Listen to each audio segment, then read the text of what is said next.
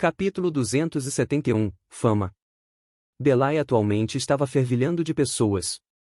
2 dias após as notícias da vitória, a cidade começou a receber inúmeros visitantes.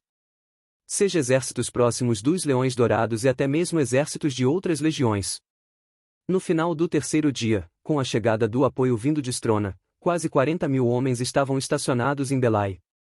Não só isso, mas com a estabilização e garantia de segurança da cidade, mercadores, viajantes e mesmo guildas começaram a chegar em massa, estabelecendo-se na cidade e criando um fluxo constante de mercadorias, mão de obra e público.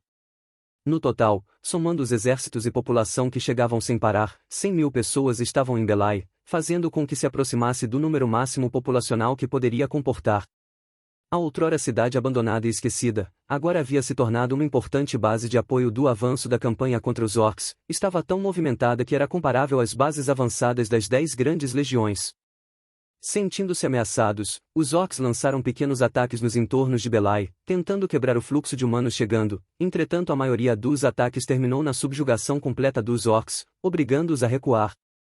Logo uma rota comercial entre Meridai e Belai foi estabelecida com segurança, provendo um número constante de materiais, armas e alimentos chegando e saindo a todo momento. Apesar da posição estratégica de Belai, que estava numa região das planícies importante para conter o avanço das hordas e mesmo com a explosão de crescimento da cidade, o general supremo dos Leões Dourados, Dimas Ortega, decretou que Strona ainda seria a base principal de avanço da legião, o que gerou um grande descontentamento público. Ao ponto em que mesmo a Legião Condor, das 10 grandes legiões, emitiu um comunicado condenando a falta de visão estratégica dos mesmos. O general supremo, Dimas Ortega, manteve-se em silêncio a respeito das críticas, assim como a Cidade Dourada. Independente das movimentações geopolíticas acontecendo nos bastidores, Belai manteve-se focada em se reerguer e melhorar suas defesas. Mestres de matriz, magos especializados em magias de terra, bem como engenheiros foram contratados para reforçar as muralhas. Somas massivas de dinheiro estavam sendo gastos nesse projeto, que foi bancado em grande parte com o saque ganho na defesa durante o cerco.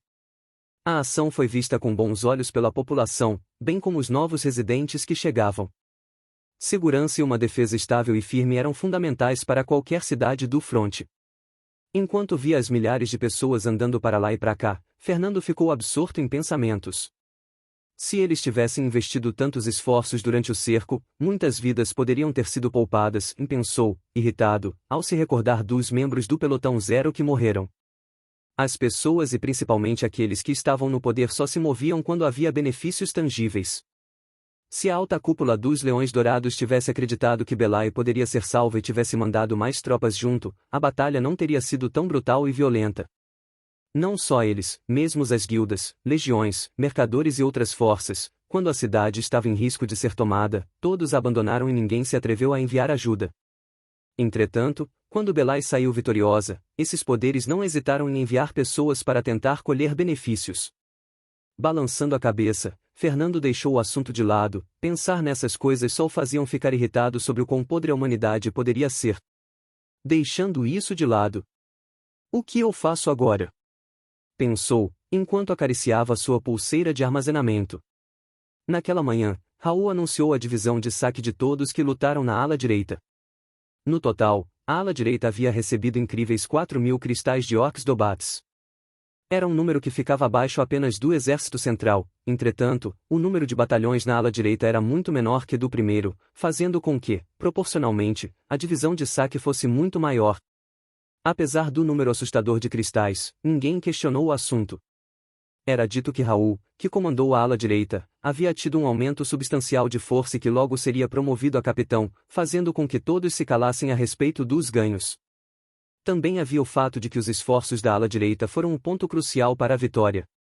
Mas além disso, algo chamou a atenção de muitos e criou diversos debates entre os batalhões que participaram da batalha na ala direita e isso era o fato de, sozinho, o Pelotão Zero ter recebido 1.300 cristais de orcs.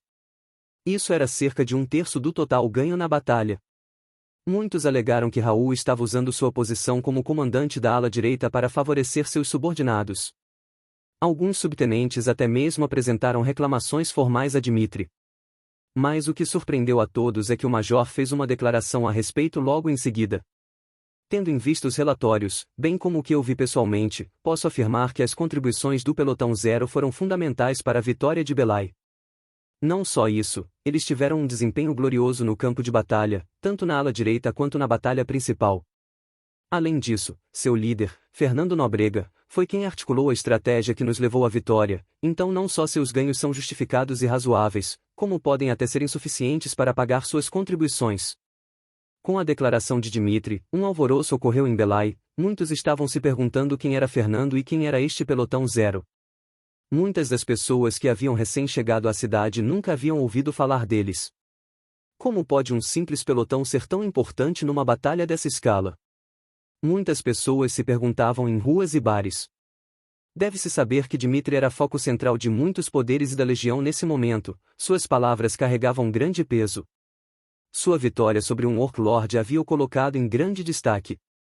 Durante a tarde daquele mesmo dia, a notícia de que o Major Dmitri, por decisão do General Supremo dos Leões Dourados, havia sido promovido a general, espalhou-se como um incêndio, fazendo com que suas palavras se tornassem ainda mais relevantes. Logo, o desconhecido pelotão zero passou a ser amplamente conhecido, então pessoas que lutaram na ala direita ao lado deles começaram a espalhar histórias. Principalmente em relação a Thomas de Luca, o assassino das chamas. Foi dito que ele, mesmo sendo um mero cabo, havia exterminado centenas de orcs num único ataque.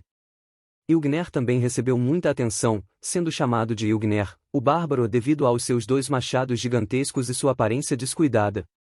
O que o desagradou muito, pois gostava de seu antigo título de Titã Louco. Além disso, sentiu que a bárbaro era mais uma ofensa que um título. Outra pessoa que recebeu grande atenção foi Teodora, seu desempenho e brutalidade no campo de batalha foram muito comentados. Isso somado à sua beleza fizeram dela um dos principais assuntos relacionados ao pelotão, logo sendo chamada de Dama Negra, pelas suas roupas escuras justas. Apesar de alguns dos cabos do pelotão zero chamarem a atenção, o principal assunto foi o jovem líder, Fernando. Foi dito que ele foi o responsável por matar, direto ou indiretamente, 2 orcs líder. Muitos alegaram que essa notícia era falsa e enganosa, mas a mesma constava nos relatórios de batalha de muitas pessoas, o que fez com que fosse impossível de se negar. Fernando, que estava caminhando calmamente pelas ruas de Belai, trajado de roupas comuns, estava em dúvida sobre o que fazer com os 1.300 cristais de orcs comuns e os 2 cristais de orcs líder em sua pulseira. Com a chegada de muitos comerciantes, era possível negociar a venda com eles, entretanto, como estavam no fronte, o preço negociável era 50% menor do que se fosse vendido em Meridae, por exemplo. Isso porque o objetivo desses comerciantes era justamente vir ao fronte, comprar os itens e levá-los em caravanas para revenda no continente humano. Fernando não era do tipo ganancioso, mas simplesmente não conseguia aceitar uma perda de 50%. Ainda mais quando seu povo morreu e sangrou por esses espólios. Ele estava atualmente em um dilema, precisava de recursos como poções, armaduras e equipamentos no geral para o pelotão, mas tudo isso custava dinheiro. Normalmente esse tipo de itens seriam comprados pela Legião por um preço razoável, mas por algum motivo foi dito que os canais de venda dos Leões Dourados em Belai estavam suspensos. O que enfureceu Dmitri e o general Teles. Por outro lado, os comerciantes na cidade ficaram mais do que felizes em saber disso e por isso reduziram tanto o preço de compra.